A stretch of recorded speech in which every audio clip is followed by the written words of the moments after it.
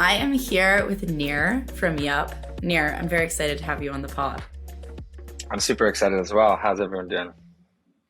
I can't wait to dive into Yup, interfaces, protocols, the super DApp thesis, all consumer crypto, all the things. But before we do that, maybe you can give a little bit of context on you and how you fell down the crypto rabbit hole. Definitely. I started my crypto rabbit hole journey in the Israeli military. I was in military intelligence and had a lot of friends who were really into Bitcoin at the time. This was 2014. Summer of 2016, I landed on Columbia University's campus, already kind of eager to learn more about crypto, but that's when I really discovered Ethereum and decided that I wanted to kind of commit my life and my career to this. I led blockchain at Columbia, which is a student lab on Columbia's campus focused on blockchain tech for 2 years as president. And I was an advisor and mentor to the Columbia IBM blockchain accelerator and anything else I could do on campus while I was there. Became more and more particularly obsessed with Web3 social, wrote my undergraduate thesis on decentralized social networks at Columbia, and really started working on Yup towards the end of my undergraduate degree. And yeah, been working on it ever since. Really excited about where Web3 Social is at. I've been involved with various other DAOs and projects and an early stage investor as well. Okay, so how would you personally define Web3 social? Because I feel like everyone has a different definition. Yeah, I think for me, the definition is simply social that isn't controlled by a centralized entity. It follows some open standard in its various forms. So I think we see ones that are being run by DAOs, where DAOs are really governing the system. We're seeing ones that are just simply protocols with no sort of core or governing body. And I think all of those things kind of fall under Web3 social. I think in the past there was a definition that had to do with the wallet, like if you're signing if you're signing in with the wallet, then something is Web3. And I think there's somewhat truth to that. But, I think what Blue Sky has shown us, like I think Blue Sky is a good example of like a non-crypto, but a Web3 social product that certainly requires our attention in the space, and is very Web3 by the core tenets of Web3. And so because of those examples, I think my definition has changed a bit to encompass other players that are maybe more distributed social than Web3 in particular. Yeah, that's interesting. So it's basically like social that doesn't have the same level of exploitability as our current social networks. Totally. And I think that that's a spectrum, but that being the threshold, which beyond that, we're in Web3 social territory. And then within that, I think there's a bunch of different approaches in terms of how open it is, how censorship resistant it is, how privacy preserving it is, do you own your own data, and so on and so forth, I think are all additional questions that determine where you fall in that spectrum. But certainly, I think having no centralized party control the thing is the main threshold. Yeah, it's funny because in a very different meaning of the word decentralized, Web3 social is also distributed in the sense that I think today it is incredibly chaotic. Like I have struggled to adopt almost all Web3 social platforms because I don't need 5 versions of Twitter where I need to be publishing either the same shit or something that's totally different. And so I think Yup has taken like a very specific approach to this, but like more broadly, I'm curious how you think about the current chaotic sort of fractal Web3 social landscape and what that means from like a consumer experience perspective. I think it's exciting and unfortunate simultaneously. I think it's exciting because we're seeing an enormous amount of experimentation in this field, and I think it warrants it. I think we're still very early days for Web3 social and what it'll end up looking like. And I think having as many people experiment with it as possible is definitely the right move at the moment. At the same time, I think it's really unfortunate because it limits the user experience. I think social media is something that is very network effect heavy, and so not having all your friends on the same platform or having only some of them on, those platforms being ones that still have a high friction for non-Web3 users. So most of them, you're signing in with a wallet and so you need to sort of understand Web3 to some extent. I think that really limits and fragments those communities in a way that I think has started to feel a bit like I think there's a bit too much competition happening between them and not enough outwardly competition. I think we need to realize that I'd say Twitter is our core competitor rather than each other, and how we can help each other get there with EVM as the social network rather than any of these one protocols. I think is the path to success here. Yeah. Mm. Yeah, it's kind of, there's like a weird dynamic going on, which to your point about network effects, I think something that thus far feels like it's been an assumption that's being challenged now is this idea that like, if in social networks, network effects are a moat, then really there probably will be like one protocol that sort of wins it all, with obviously within specific like verticals, but you know, if there's going to be a decentralized version of Twitter, there's probably only going to be one of them instead of having like 5 different ones. Do you think that's true? Do you think that the nature of network effects just makes it so that one protocol will basically dominate in particular categories of social? Yes and no. I think there's a lot of truth to that, but I think I see it more as at the L1 level than these social protocols that are being built. I think Mm. Ethereum as the social network, or the EVM more broadly as the social network, makes a lot of sense. I wrote an article called EVM Network Effects that really touches on this point. I think the EVM as a whole seems to be the kind of thing that can grow at the pace to really compete with the network effects of Web2 social in comparison to any of the one protocols on their own. And I think they're all learning um, that there's an enormous advantage in adopting each other's standards, right? So, for example, Mm. both Farcaster and Lens are trending towards an ENS direction rather than only managing their own namespaces. That's an example of kind of adopting an EVM identity or an EVM social graph to your existing protocol. You're signing in with ETH addresses to those platforms. You're using your NFT as your avatar. In Lens's case, all the minting and posting and so on and so forth is also happening on chain on Polygon. And so, I kind of see like every additional experiment like this is kind of growing the EVM pie, and the EVM social network is growing. That's certainly how we're approaching it at Yup. And we're seeing that in the Yup experience as well. So, Yup being a Web3 social aggregator that aggregates all these protocols, people's experience feels much more uniform. It's not fragmented. They're not missing any content from their friends that are happening on these individual platforms. But even more so, they're not starting from scratch in terms of social graph, follower graph, interests. Those are things that we already know a lot about them based on their on-chain activity and their behavior on these other platforms. So you really get this compounding value of bringing it all together, where Yup is a better experience because Lens and Farcaster, Blue Sky, et cetera, are existing in one place, and not despite the fact that there are multiple ones. And the other thing I think is really cool is how they're able to kind of experiment in different directions, try out different things. I think on Lens's case, we've seen a lot more monetization features. And so we might see versions of that make it to whatever is the winning protocol. Similarly, on the Farcaster side, I think we've seen some really cool things in terms of social context around minting and stuff like that, which I think we want to touch on a bit later. So yeah, I think we may see one winner take all, but I think it would be an error to assume that because in the past that was something like Facebook, then in this case it would be something like Farcaster. I think it very well may be something like the EVM, ERC standards, things like that is actually the core network. Yeah. It feels like the thing that you're, regardless of which layer you think wins all, there is some protocol that ends up basically owning these different social graphs. And I think that is a very interesting dynamic. When you mention Yup, like for anyone who isn't familiar, maybe you can give a little bit of context on what you mean when you say aggregating Web3 social and what that actually looks like. Because I think currently in the market, Yup is the easiest way to basically engage with all of these. And I want to get into some of the dynamics around that, but maybe you can give a little bit of context first. Definitely. So like you mentioned, Yup is a Web3 social aggregator. What that means is you're essentially getting a feed or a set of feeds that aggregate content from platforms like, or protocols like Lens, Farcaster, Mirror articles, NFTs that your friends are minting, and now Blue Sky, filtered in different subjects, but also the ability to actually post and cross-post to those platforms as well. So you're actually able to, in the same way that you would in traditional social on something like Buffer, you're able to essentially post once and it will post to all those platforms at once, comment on posts and engage with them across those platforms. So not only is the content of your friends all in one place, but you're actually able to engage with it, create content yourself, and so on, all from one place. And creators especially have found this to be incredibly useful. I think we're the only place at the moment that you're able to cross-post in this fashion.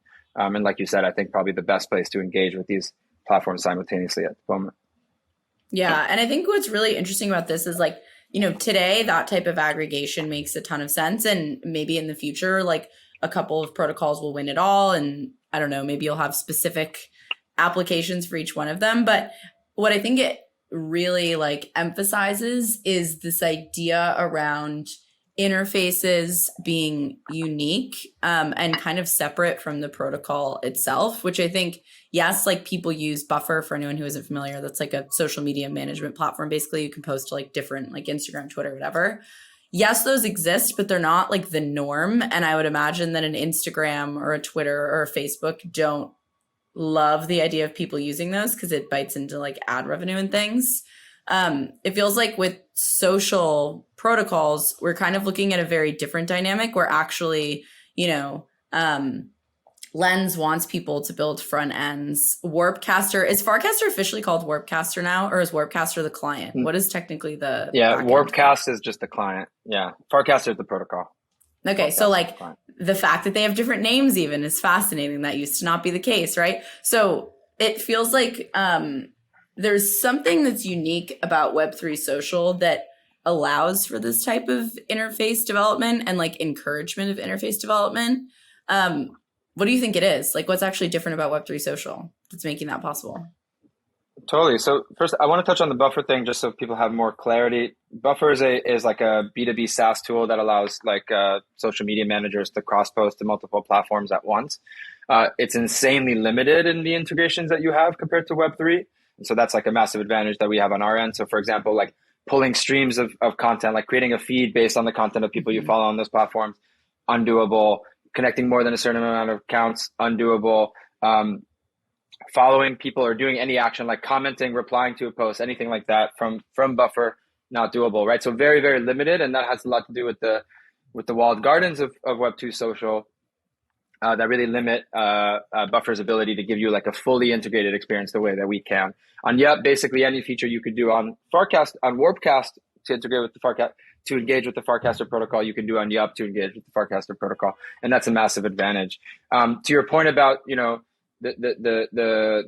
Web3 social paradigm around how protocols are treating clients on top of them, I think this is really, really true, right? And we're seeing not only do they want you to build on them, they're encouraging you. They're spending a lot of their time on developer relations and really making sure that it's easy for you to do it. They're almost counting on you doing it. I think the best indicator of this is that both Lens and Blue Sky, by the way, Blue Sky's protocol is called @protocol, so they have a very similar situation with like a different name. But both Lens and Blue Sky have open sourced their apps, right? So clearly there's no desire to monetize or capture a lot of value or moat around the consumer app. The reverse, I'd say they're trying to make it as easy as possible for new developers to start building clients on top of it. And I think that's going to lead to a renaissance of like very feature specific clients that people are very eager to use, or very feature specific interfaces that people are very into. One of my favorite examples from a few years ago is there was a project called Old Instagram that basically gave you like the version 1 of Instagram. And it was doing really well on the App Store until Facebook shut it down, right? And so I feel like in this new world, we're going to see a lot of examples of those things that I think will be really exciting. Like give me the vintage version of Lens, or give me Farcaster with only the first 1,000 users, or give me a version of Blue Sky that's just videos, right? I think the ability to do those things in mass at scale with reliably knowing that you won't be, blocked in the future, you denied access in the future to some API or restricted in some fashion, like the ability to know as a builder that you can build on something with longevity, I think will incite people to build a lot of really exciting stuff in that fashion. We're already starting to see it a little bit. I think us as an aggregator is a great example. I think what Discove is doing with SQL feeds, where you can really create customizable feeds for the Farcaster power user, I think is another great example. On Blue Sky, they have something called Gray Sky, which has really robust like filtering mechanisms, stuff like that, trying to be for power users. And so I'm just very excited for those kind of features and use cases, and excited to see what that looks like in the context of completely new experiences, right? Maybe something that's like social finance or related to some governance activity. I think all of that stuff is fair game, and we'll continue to see a lot of really cool experiments. The approach that we're taking is that, while these things are still small and certainly at scale, having one consumer product that's reliably great, that you can engage with content from your friends anywhere, is something that's really valuable. I think our main focus is not necessarily to aggregate a lot of platforms, but to allow you to have direct contact and communication with your audience and your friends, your followers, and so on and so forth, in a way that's platform agnostic. And that's really what Yup as an aggregator enables you to do. Is you'll see your friends' content regardless of where they posted it. You'll see what they're minting and so on and so forth. And even if they are denied access to one platform, or they're not using one platform, they move to another, that's not going to change your experience as long as they're identified in the same fashion. Your social graph relationship with them is platform agnostic, right? As a lot of these things become standards that transcend the one protocol, so does your engagement with your friends and connections, regardless of which protocol you're doing it on. And Yup really enables that at scale. Yeah, I want to talk about what it means to be able to pull in all of those different feeds and different types of data. But like, before we even do that, I think something that fundamentally powers a lot of that dynamic around like Buffer and Instagram, for example, is that Instagram mostly makes money off of ads. So it would never make sense for them to allow for a feed style of interface on top of Instagram, because that would just that means Buffer eats their lunch for no good reason. To some degree, it makes sense to like make it easier for people to post on Instagram, because again, that pulls more people in, but the economics there feel very much like the limiting factor, where effectively like distribution and time in app is the way that these types of social networks are monetizing. What feels uniquely different to some degree about Web3 is the assumption that you can then capture value at the protocol level rather than at the interface level. So the basic question there is like, what are you monetizing? Because if you're not monetizing attention in app, then it's like, okay, well, how are you making money as a protocol? And then I think on top of that, the question becomes, how are interfaces monetized? So I'm curious how you think about monetization at both the protocol layer and then also at the interface layer. Yeah, and this might be surprising to a lot of people. I find the protocol layer to be more tricky in terms of monetization than the interface layer, which I think is like counterintuitive to what a lot of people think in Web3. I think there's like this really famous, almost meme at this point, investor thesis around fat protocols and really like a lot of value accruing around the protocol. I actually think there's a much stronger moat and an opportunity to monetize at the consumer level. But on the protocol side, I think while ads don't make a lot of sense, I think things like fees in various forms do, and we'll see that happen at scale. I think a good example of that we're seeing right now is Zora. Zora is like a very open source, open protocol for minting NFTs, and they charge a fee associated with people who are minting those NFTs. I think the fee is quite small, but if you match that with I think their most successful product right now, which is like free mints or very cheap mints that are happening at a massive scale where people come and mint like 50,000 of them or whatever, that can become a really strong way of making money. I'm curious how much Zora has specifically made on that, but I think that's a good example where, you and I could just fork Zora tomorrow. We could go and build our own thing. None of it is proprietary. It's by design very open and permissionless. But they're still able to charge a fee, given their moat, given the faith that people have in those protocols, the trust in those smart contracts, and the network effects and distribution that comes from using that version of it, right? And I think this is an interesting thing that we want to touch on a bit later. But like, for example, in the case of Zora, if you mint your NFT through Zora versus a forked version of Zora, that NFT, if people mint it, will show up on Farcaster notifications. It will show up on mint.fun. It'll show up on various places that are already doing a good job of like serving that and giving that mint, that NFT, whatever it is, distribution. And I think similar things will happen here, where you could imagine essentially Farcaster, Lens, whatever, charging a fee for some action that's happening on the protocol itself. Maybe it's minting an NFT as well, but it could be something else entirely. Even though we could go and fork those protocols ourselves, we're going to want to use the larger versions because they're adopted by a substantial amount of people. We want other people to see that. We want other people to be able to showcase those things. We kind of want to follow as many standards as we can to gain distribution. And so even though, there was this big hyperstructures article that Jacob Horn put out back in the day, this whole thesis of essentially protocols shouldn't have a fee. The threat of the fee is what makes them valuable, and so on and so forth, is not something that I really agree with. I think that fees are totally fine, and protocols that have moats should charge fees. I think a great example is ENS.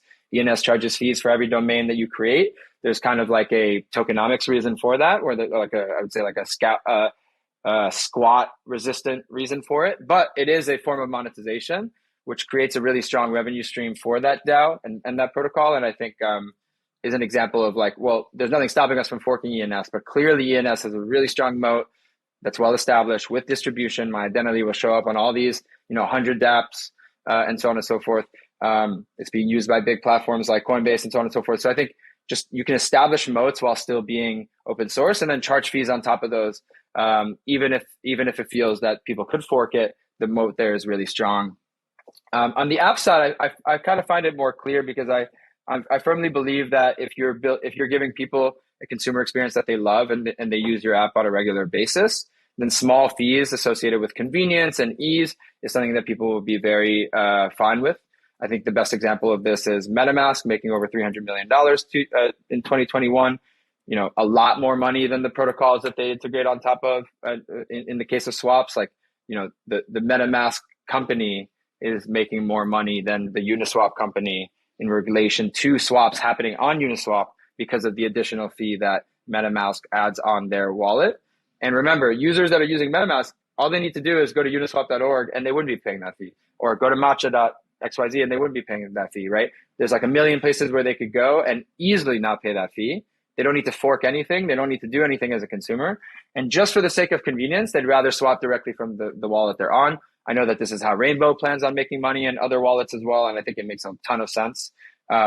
Users will happily pay small fees on those things. And then lastly, I would add subscriptions. I think what Musk has done with Twitter and sort of started a trend that now is going to Facebook and other social media platforms, I think is one that's very healthy and good.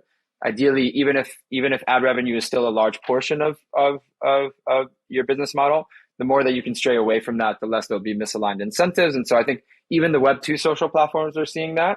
I think Web3 consumer social products will definitely leverage that as well. I think when people ask me how Yelp will make money, those are certainly things that we explore long term. I think like subscriptions and fees associated with transactions. Yeah, it's interesting because like in the Web2 context, you don't have these kinds of microtransactions happening all the time. So if you don't want people to have to pull out a credit card, you basically need to figure out a way to make money off of them and their time instead of having them pay, or at least the barrier to getting them to pay is just a lot higher. It is kind of fascinating that in Web3, because you're collecting NFTs, even if they're free, you're paying gas. Like there is this element of, I'm already paying for something. What's 0.0007 ETH, or I can't remember exactly what Zora's fee is, but something like that on top of it. It's marginally very small and almost not noticeable. And I think MetaMask is similar, right? If you were signing a transaction and MetaMask was taking a fee every time you sign, which like for anyone who isn't familiar, signing doesn't cost gas, I think it would be a very different dynamic. And so I do think that there's I didn't really consider that before, but I think like the monetization paths there make a ton of sense, and having fees at the protocol layer then makes a lot more sense as well. But that does kind of make me wonder, like, are we as consumers just going to get used to having to pay to do a bunch of shit online? Like there was definitely a period of time where Web3 consumer apps were abstracting away gas, particularly for like L2s. I think NBA Top Shot abstracted away all notion of gas, and that ended up being a very successful Web3 consumer app. And so I'm curious how you think about like that dynamic where, yes, we might be able to monetize off of microtransactions, and there's a chance that some of the biggest Web3 social apps actually end up having no gas involved. Totally. And to the microtransactions thing, I think this is the most underappreciated Web3 use case is microtransactions. Like PayPal can't process a payment without making at least $1.50 or $2 or whatever it is. They just can't. But Web3 is a completely new paradigm where I could charge you half a cent and be profitable over hundreds of millions of transactions, whatever that half a cent is, and that's a completely new paradigm that I think really changes things. So not only and I'll touch on the fact that people are more used to fees and the issue with that, but I think also the fact that fees can be so much smaller at the unit level, at the marginal level, fees can be a lot smaller is something that I think people will feel more comfortable with, especially if you're already paying for something, right? So if I can have a processing fee or convenience fee or service fee that's like less than 1%, less than 0.5% for a small transaction, and that's still profitable for me and feels negligible for the user, I think is something that will be really successful. To your point about people getting used to the internet being free, I think this is one of the hardest like pain points for crypto, is that everything costs money. I think that really limits a large group of people. I think, those of us who are in it and have been in it for a while, we've kind of normalized ourselves, but I don't expect the rest of the world to ever get to that place where it's just like they're used to spending a few dollars to do anything. I mean, the fact that people are actively voting on something like Nouns DAO blows my mind. People spend $3 to vote is a really interesting thing. And I think really hurts us. I remember when Snapshot initially came out, how excited I was to see that. Just any mechanism for people to vote using on-chain data without having to vote on-chain, that I thought was really revolutionary. And I think this really hurts us in a social context. The most recent example that I've been diving deep to is subdomains and domains. So ENS, very well established. I mentioned it earlier, probably mentioned it a few more times, definitely a big fan. ENS has subdomains. Those subdomains have been used to some extent in the space. Like ENS subdomains have the opportunity to be a way for us to align as a community. Like a part of me feels like they might be the next 10K PFPs as a form of socially identifying with a community in a way that's in every post and every profile. And that can be done on chain and is quite scarce, and it's tied to a community in that way. So instead of being near.eth, I might be near.yup.eth or near.nouns.wtf or whatever it is, leveraging ENS to do that. The challenge, and the reason I think we haven't seen this at scale so far, is that ENS is expensive because of gas, right? Now, here comes the Blue Sky team with the CEO who's ex-Zcash, applying a lot of things that have worked for us for Web3, but in a way that's actually applicable to like in a Web1 context almost, and is actually doing this with DNS. And the level of experimentation we're seeing around subdomains on Blue Sky is mind-blowing and moving at such a fast pace, and is solely moving faster because it's free, in my opinion. Meaning I can link my account without paying gas. I can create 1,000 subdomains without paying gas. I can delete 1,000 subdomains without paying gas. And so my desire to experiment is much higher. At the pace I can experiment, and the friction associated with experimentation is much higher. And then a lot of social value and social alignment and communities are being formed around that memes that are forming around those domains and stuff like that I think are really cool. And so I think that's just like a classic example where the gas is really holding us back from providing a social experience that I think could be really valuable. But yes, totally. I think the fact that like the Zoras of the world are able to charge a fee, it's probably easier to this audience, an audience that's used to paying gas, that's used to paying fees, and that might be more difficult later on. My guess is that it'll end up being something similar to where we are in traditional tech, consumer tech or SaaS, which is, you can pay a fee each time, or you can pay a subscription model. It gives you access to X amount of, transactions, votes, whatever the thing is that you're paying for, mints, whatever. And you just pay a subscription, right? So I don't think we've moved. Like there was a big clash between free and paid on the internet, I think something like 15 years ago. And we replaced it with subscriptions. I don't think we replaced it with just free.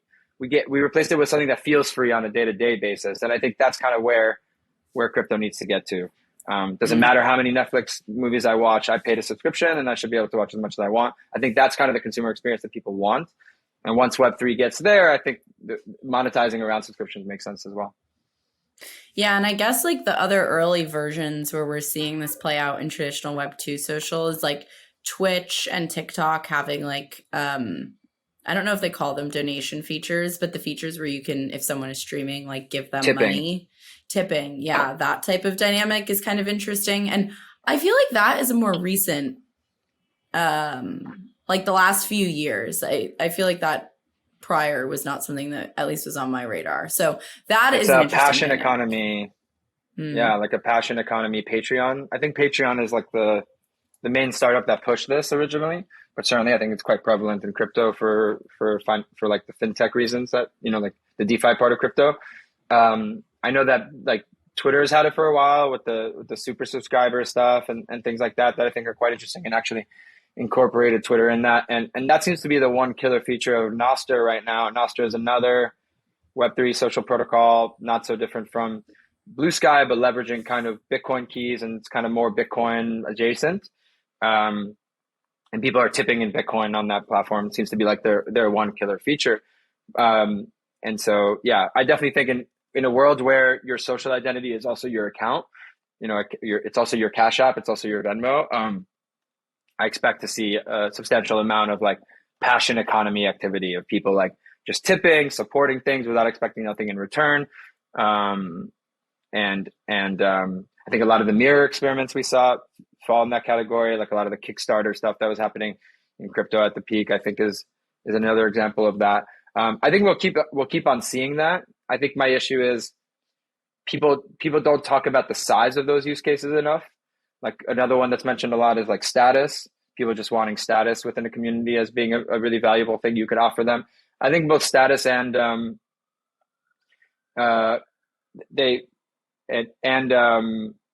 tipping, they're interesting. They're just not multi-billion-dollar business models, right? And I think that's the issue I have with it. Like, people are like, oh, you can build a whole model. Like, I think the nouns and the other protocols of like, there's going to be status associated with the most valuable ones, and that's going to kind of pay off for everything else. Well, like all of Basquiat's collection, Basquiat is one of the most important artists of all time. His whole collection is worth less than $500 million.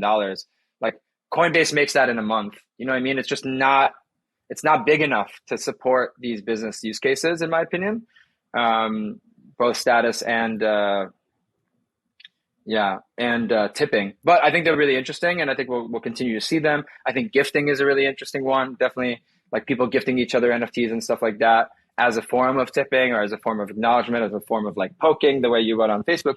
Those kinds of things I think are really cool. I just wouldn't expect tipping to happen at like a multi-billion-dollar scale or anything like that. Yeah, I mean, the thing that I think is funny about all of the Web3 social stuff that I've been thinking about a lot along those lines is I think one of the things that is unique is maybe like we don't need to build billion-dollar businesses. When I think about like the types of experiences that are social that Web3 enables, I think about something like the FWB app, which I think is also like to me at least, like the frontier of what some of this might mean. It's a very like intimate, cozy little app. It's not trying to be the next Instagram or whatever. It's intended to be this like digital space for a community of people. And some of that makes me wonder, how much of these like social protocols and interfaces should be serving huge markets versus building these like very niche types of communities that just are not intended to scale in the way that Web2 social scales. Yeah, I mean, I think it's a great question. I love the FWB app, love what they're doing. I think I'd love to see more experimentation like that. I think my expectation long term is like things like that will be built on these protocols in some fashion. Like building and managing the FWB app is much more difficult than if you just essentially built like a Farcaster client that filters for just FWB members or something. It would just be easier backend to manage and would scale better. And my content could actually show up in a larger public setting in terms of distribution if I wanted to. And I think that would be really interesting. So I expect it to kind of end up in that phase. And I would guess that if the protocols were further along, that would be something that FWB would do. And so I'm a big believer in this future. I just think it's based on these protocols that enable you to do that at scale. FWB is lucky to have a lot more money than the average community. And I think that enables them to have this kind of development. Also, maybe a lot of great builders within the community.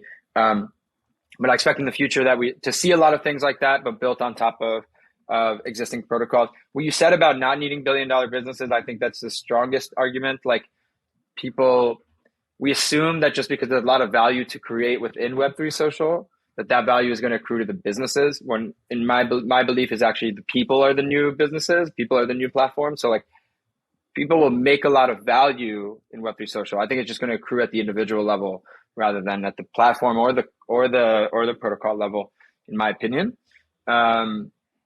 And that's okay, right? And it's okay if these businesses are a bit smaller, but value is created. I think Blue Sky being a nonprofit is a good example of that. There's absolutely no corporation that manages our profits from Blue Sky at all, which is quite different than the way that Farcaster and Lens have approached it with both venture-backed businesses. Um, so I think that's another example where like, Blue Sky has been able to create real enthusiasm, a real mission, a real culture, a real community, grow at a substantial scale, have developers be building on top of it without a token, without venture backing, without even a corporation with a future idea of profits. Now, it doesn't mean they can't change their minds halfway, and we've certainly seen situations like that, like with OpenAI and whatever. And so, I think the beauty of protocols is like even if they did change their mind halfway, they wouldn't be able to like censor Yelp from using it or stop anyone else from using it from what they've built so far. But it would definitely misalign incentives. So yeah, I think like in general, I would say like it's totally fine if these businesses aren't as big. I don't think it's stopping them from creating great use cases. And I think if you're able to really build something valuable, builders want to build on top of it. People want to integrate it. We want to aggregate it. And it can work without billions of dollars in ad revenue. Yeah. So. There's definitely there's a weird dynamic in Web 2 around scale and distribution where I think it's really hard to monetize unless you have huge amounts of distribution. It feels like that dynamic is flipped a little bit to what we were talking about earlier around monetizing at both the protocol layer and the interface layer. If you're not, well, I was going to say if you're not monetizing something like time via like ads, then maybe like you don't need that type of massive distribution. That being said, in the context of something like microtransactions, that's not necessarily true. Like if you are actually, sorry, someone's being very loud. If you are actually monetizing based on very, very small microtransactions, like maybe distribution actually does still matter a lot. And frankly, I'm not sure that Web3 has figured out the distribution stuff yet. So if you assume that a lot of the network effects accrue to the protocol layer and interfaces are kind of built on top of it, the assumption there is like, okay, well, distribution is technically like the consumer is interacting with an interface, but the actual distribution is at the protocol level, which doesn't really feel like that's actually the dynamic going on. I don't know. I really can't figure out in my head how you'll have many different interfaces and still have really great discoverability and distribution of content in Web3. Well, I think the advantage is that the protocols allow the interfaces to decide what to show and not show. And I think that it will really come up to the interfaces creativity and innovation that I think will solve that issue of like, okay, how do I build something that maybe gives me that intimate feeling of a sub audience, like a subgroup, like I'm looking for in FWB, but in a way that doesn't require me to make a new account, add a new avatar, have a new bio, have a new social graph, but I can actually leverage an existing one and still keep it limited, still have those posts be private, right? Like something that still maintains the full experience that I want people to have in the sub community while leveraging the distribution and the standards of a larger protocol. So that it's easier for my users to sign up, so that my users can get more distribution when they want to post elsewhere. That if my app dies, the content associated with that doesn't die, right? I think those especially for those subgroups, makes a lot of sense. Like I could totally see, I don't think they need to because it's a great app, but you could totally see a world where FWB deprecates their app and moves in a different direction. I think as a social community, they might do a million things, right? They're not like tied to this thing, even though it seems to be great. The risk of that happening, like me as a creator on that platform, even in a sub community, there's less of an incentive to establish myself, to build that social graph, to follow all my friends, right? And needing to do that from scratch for every individual one, I think is a massive challenge. So I think these are going to be the cases where it's like, okay, bring your social graph, bring this thing you're already comfortable with to something that we're building that might be shorter term, smaller community, smaller distribution, without limiting you in some fashion that reduces your social graph, reduces your the longevity of your content long term and stuff like that, and also your reach with those posts if you want to reach people outside of that sub community without needing to do a lot of extra work. So yeah, I think distribution will be very important for sure. The funny, of course, dynamic that starts to bring up is what does it mean to have multiple different identities across this like interoperable layer where, the way that I show up on Twitter is actually quite different from the way that I show up on Instagram. And that's intentional because Twitter is much more, I think the word professional in crypto would maybe be an overreach, but I definitely have a different vibe on Twitter than I do on my Instagram. And so from that perspective, for something like Yup that's pulling in several different feeds and other front ends that are doing something similar or other interfaces, I'm curious how you think about identity and what it means to sort of have different identities across different platforms and contexts.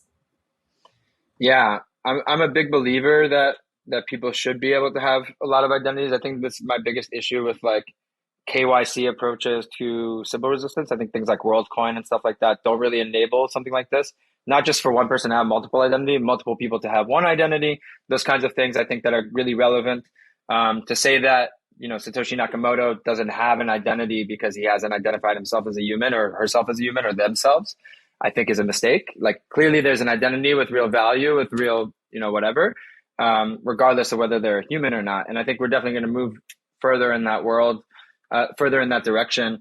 The way we're approaching it at Yup, I think is really from a customizable and modular approach. I think at scale, users will be able to seamlessly move between accounts, connect accounts in very nuanced ways, connect identities that they own privately. So you might want to connect your Instagram so you can get the social graph without necessarily having to be a part of your profile because you want to represent yourself differently, right? I think that's really our advantage is like without having to build a lot of the mess at the protocol level, we're able to build a lot of really valuable experiences for the user at the consumer level by not being limited in those ways, right? So however you choose to link your accounts and show yourself in multiple ways, and not just with one account is something we definitely want to enable. And so for example, right now you're able to link accounts on Yup and post to those protocols. We're adding a feature where you're able to link multiple ETH addresses. So if you have other ETH addresses that you want to be associated with yours, you will be able to. And now we're exploring some privacy preserving way of doing similar things so that you'll be able to get to a place where, maybe you have two accounts, one that is each which is showcasing different things, but both that leverage from the activity you've done on both, I think, or something like that would be really interesting. Do you think that we'll ultimately have these like weird little graphs where like one identity that I have is associated with certain social networks and it uses, Lens, but not Farcaster, and another identity is like my, more private identity, and they just have like no link at all, and I just have these weird like disparate graphs? Yeah, I think they'll have some link because of the benefits of them being sort of composable or interoperable in some fashion.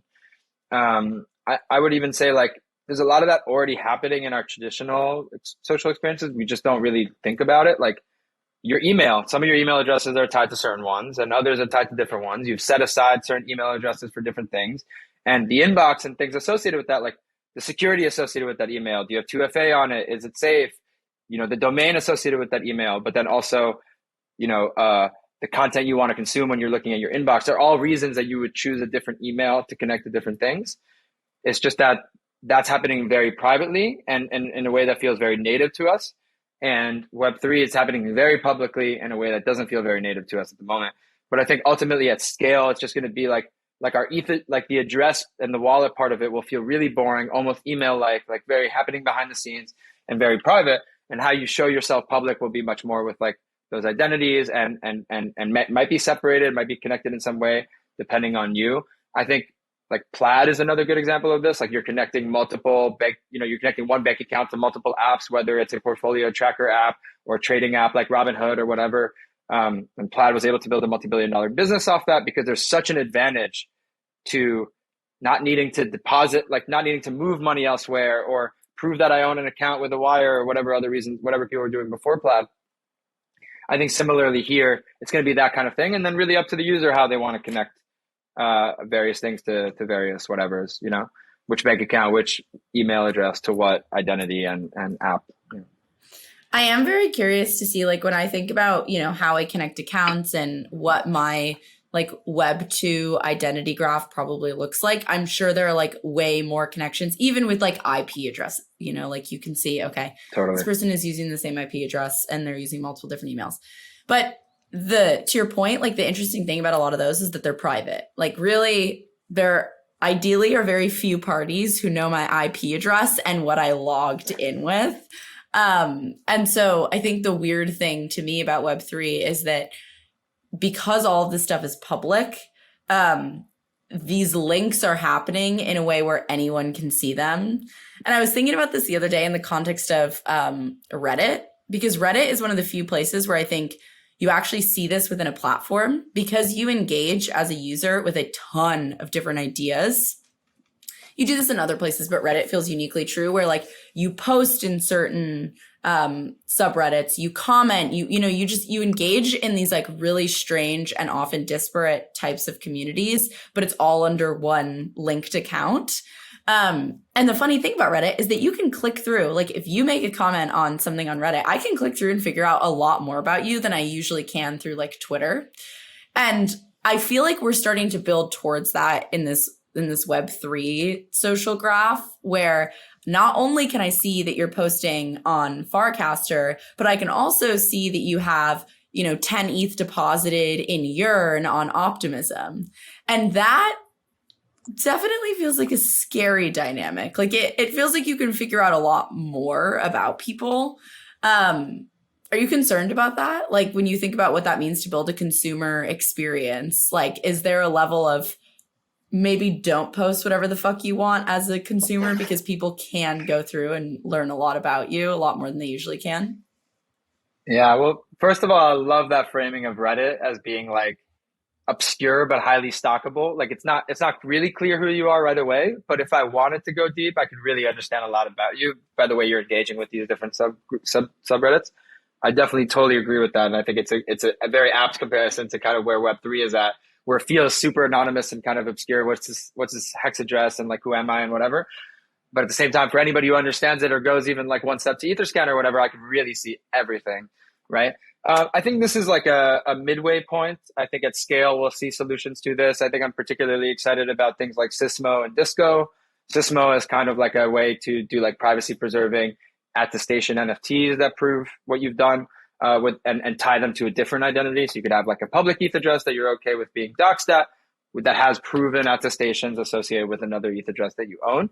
And Disco being a similar thing, just relatively off-chain using verified credentials that can either be public or private, that I think is really compelling. That is sort of data backpack thing, and people are linking accounts. So for example, and so where I think we'll move is to a place, it's kind of like a synthesis and like thesis, antithesis, synthesis situation where like I think in traditional social or traditional internet, the thesis is pretty private at the moment, that crypto came in and is very public. But I think the final scale will be like publicly provable private information. And I think that's way cooler and way more interesting than either of these, where in traditional social, there was no way for me to like prove something I've done on another identity, leverage that thing that I've done from another platform in a public or private manner.